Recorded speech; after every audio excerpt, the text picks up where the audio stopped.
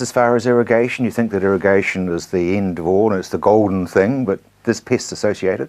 Absolutely, Rob. Farmers need to recognise the fact that the environment they're creating with irrigation, which of course is trying to grow cover or feed on their pastures, and also making the ground nice and soft. And if you were a baby purina caterpillar hatching, you need soft digging to get down and get away from the pests and from the potential for the sun. And also grass grub larvae need exactly the same thing, or in fact the grass grub beetle, the female, will actually burrow into the ground if it's soft enough and lay her eggs underground so that the sun doesn't get an opportunity. But so with irrigation you've got the cover from the sun with the feed you're growing and the nice soft environment. And of course, come round to this time of the year, the first frosts we get, farmers think, oh dear, the frost knocked the clover, whatever it is. In the meantime, the young developing grass grub have been growing and gnawing away at those roots in the bottom there, and so you've got a top and tail effect, and all of a sudden farmers say, where did all my feed go? Exactly, yeah. down the throat of a caterpillar. Absolutely.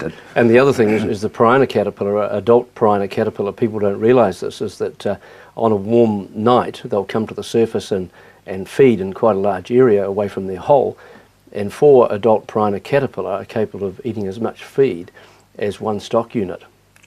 4 caterpillars? Well, they get fairly big. Yeah, yes, they do. Yeah, capable of consuming that much feed. Okay, what do you dump on their heads? Well, you can look at all sorts of things. Diazinon, which is one of those organophosphates, should we say, which is under a bit of attack. Just quietly mention that in passing. You've got to look at withholding periods and stock safety, of course. Yep. But there are insect growth regulators that are a little bit kinder to the environment, and they can be used, but they have to be used strategically when the caterpillars are increasing in size and trying to molt. And what it does is basically stops the skin from splitting and puts them in a straitjacket, and so they can't. And they throttle themselves. Throttle themselves. They can't expand, or they can't grow without their skin breaking away to the next stage, and so it puts them in a nice way of putting it. Yes. Do people still use heavy rollers? Yes, with mixed success. People say, well, you know, some of these things are nocturnal, so you roll at night. Yeah, okay. And you probably squash a few slugs and things like that. And of course, slugs are another pest that loves that moist environment that irrigation gives. Air plans? Yes, Environment Canterbury are looking at, they've been working on water plans, of course, and tidying up water. They're now putting their focus on to air purity, and particularly of interest to cropping farmers is our continued ability to burn off our stubble crops, and that is very, very important in terms of a management tool, in terms of an insect control tool, and also weed seed, killing weed seeds as well. So a very important aspect of farming to cropping farmers, and that's really under attack, and some of the proposed legislation is quite restrictive and quite frankly quite impractical. Some of it where you have to have the local volunteer fire brigade on standby when you have a stubble fire. Well, they're going to love that. It's just impractical. Doing a farm environment plan for each burn-off rather than one for the whole farm covering water and smoke. Also, another thing that they're looking at is potentially ring-fencing places like Darfield, Methven, Leaston, Lincoln, 6 Ks, because it's been deemed that smoke will travel 6 Ks. So what happens if it's blowing northwest, and what happens on the upside of that town when it's blowing northwest or southwest or what have you? And so you can't control the wind direction. We know it changes. Yes, it does, yeah. Yeah, so you know, one of my clients was told that he can burn as long as his smoke doesn't leave his property. Sorry. Get back, smoke, get back. Absolutely. And so he said, well, I can't guarantee that because this fire could go on for several days and my boundaries from the fire are different that direction. And the lady said to him, we'll make small fires so they only last a day. Yeah, okay, so that's going to be the next challenge. There's going to be a champion of some sort coming in to fight for you guys? Yes, we're looking at our organisation. I've signed my name to a submission coming in. Federated Farmers are having a go.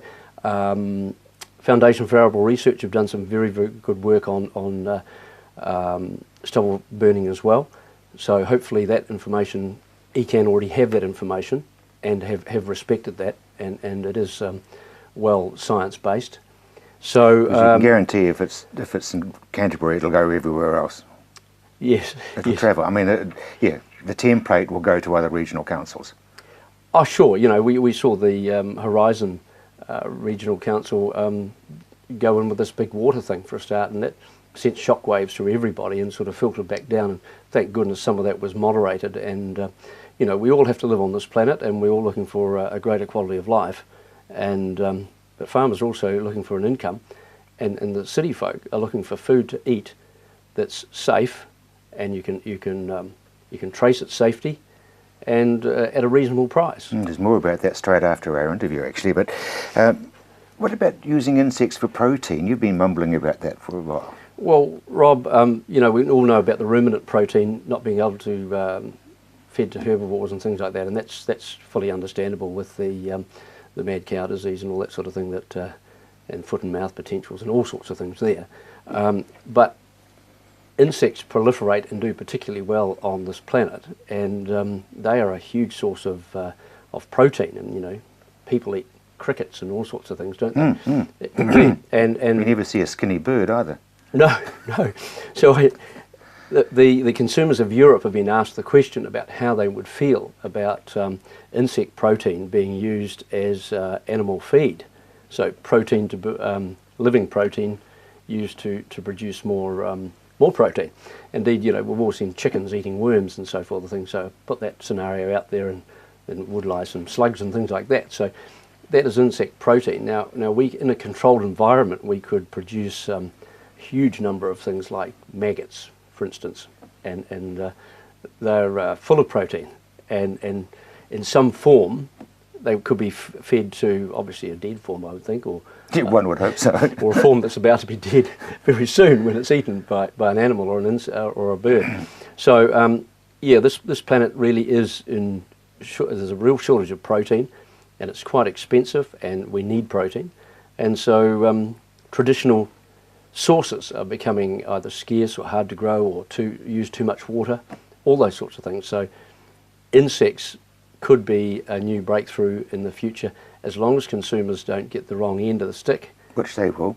Which, you know, we've all heard about GM, and you grow two heads and you do all sorts of things from that, but that's miles wide of the truth, and I'm sure it can be done on the extreme sci-fi side, but certainly in reality, you know, scientists are not that crazy.